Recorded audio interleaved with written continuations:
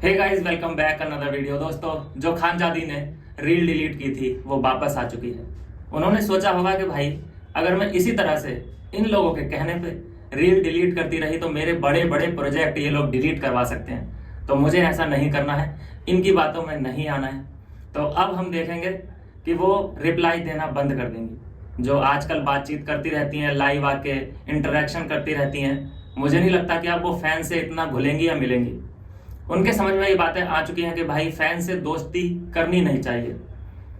Salman Khan sir ने भी एक बार कहा था, एल्विस यादव को कहा था डांटते हुए कि फैन से दोस्ती नहीं करनी चाहिए, क्योंकि फिर उनकी एक्सपेक्टेशन बढ़ने लग जाती है, फिर वो आपको अपने तरीके से चलाना शुरू कर देते हैं।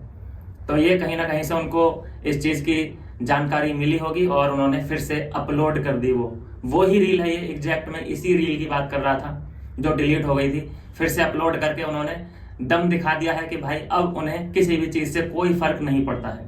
हेटर्स का काम है हेट फैलाने का। आप अभी भी जाइए, देख सकते हैं जाके, फिर से उर्फी के जो भी कमेंट हैं वो चालू हैं। उर्फी 2.0, उर्फी की छोटी बहन, बड़ी बहन, ये सब कमेंट अभी भी चालू हैं। तो हेटर्स का काम है हेट फैलाने का। अगर उन पे ध्यान देते रहे तो हम अपना काम कब करेंगे। तो यहाँ पर अच्छी बात है कि खानजादी ने डेयरिंग दिखाई और फिर से अपलोड कर दी है रील। चाहे उस पर व्यूज कम आए, उस पर लाइक्स कम आए, लेकिन ये डेयरिंग तो दिखाई। चलिए, ये बात तो हो गई खानजादी की। अब दोस्तों बात कर लेते हैं के 14 मतलब खतरों के खिलाड़ी 14 सीजन की। दोस्तों, पहला नाम मैंने आपको बता दिया था निमृत अहलूवालिया, और दूसरा नाम निकल के सामने आया है समर्थ जुरैल का। जी हाँ दोस्तों, हम सब के फेवरेट चिंटू मियाँ खतरों के खिलाड़ी में हमें देखने को मिलेंगे, और ये हिंट मिला है उनकी स्टोरी से। स्टोरी में अहलूवालिया मतलब निमृत कौर और समर्थ की फोटो साथ साथ लगी हुई दिखाई दे रही है। देखिए, निमृत को तो फाइनलाइज किया गया है, उनका कंफर्म है, लेकिन निमृत के साथ साथ चिंटू का फोटो में होना ये इस ओर इशारा करता है कि दोनों लोग साथ में हैं और ये जरूर प्रोमो शूट कर रहे होंगे के 14 का।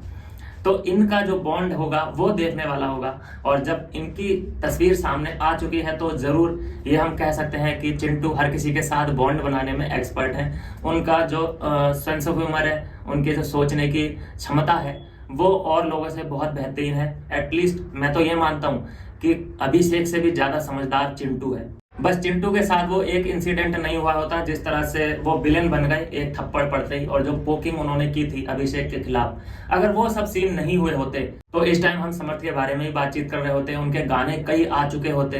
कब कॉमेडियन विलेन बन गया ये पता ही नहीं चला।